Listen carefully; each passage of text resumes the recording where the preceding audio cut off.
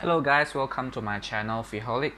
So today I'll be talking about the top 3 things to look out for when you invest in a P2P financing note. Number 1, default risk. So as you know, P2P lending means you are lending money to businesses and SMEs that otherwise wouldn't be able to get the funding from traditional institutions such as banks. So typically they might have a slightly higher risk of defaulting on the interest payment. This is not always the case, but it does happen. Personally, I have invested in quite a lot of businesses that were not able to pay back the interest, and all these notes end up being in default, restructured. Anyway, default risk can be mitigated by spreading your investment and by diversifying all your investments across many different categories of businesses. Number 2, commission and fees. So all these P2P operators, they have to make money one way or another. So one way they do it is by charging you certain types of fees, by charging us, the retail investors, certain percentage of the interest gain, and that's how they make their money. Fundastic and funding societies, they take anywhere from 15 to 30% of the interest earned, and then that makes up part of their profit. For example, I invest 1,000 ringgit into an investment note, and the stated interest is about 13% per annum. So that means by right I should have 13 ringgit. No, sorry.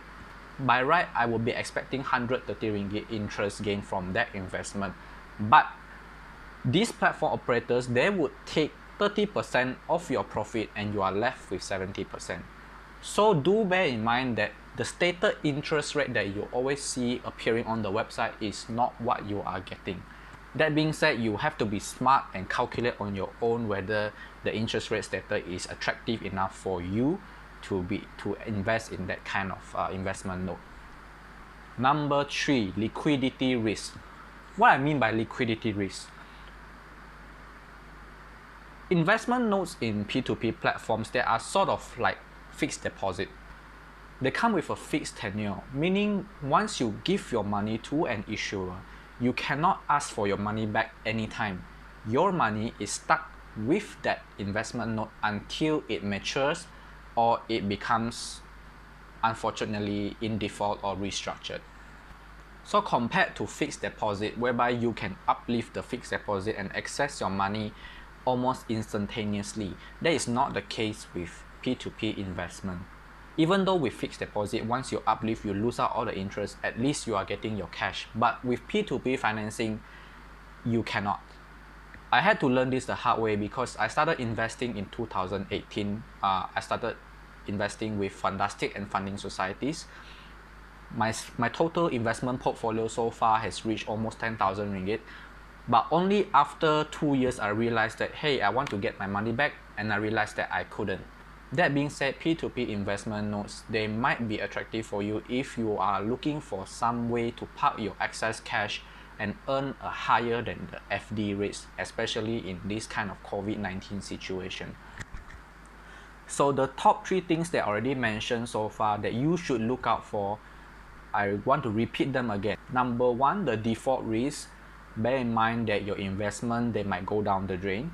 Number 2, the commission and the fees. Do make an effort to check exactly how much interest you are getting on your investment, and don't be surprised if the P2P platform operators take a substantial chunk of your interest earned. Number 3, the liquidity risk. Make sure that you have enough excess cash parked somewhere else other than these P2P platform operators, because once you have invested, you cannot take your money out simply. So I hope you like my video, and as always, if you find it useful, please give me a thumbs up, spam that thumbs up button, and subscribe to my channel for more videos on personal finance. Thank you very much, and I'll see you next time.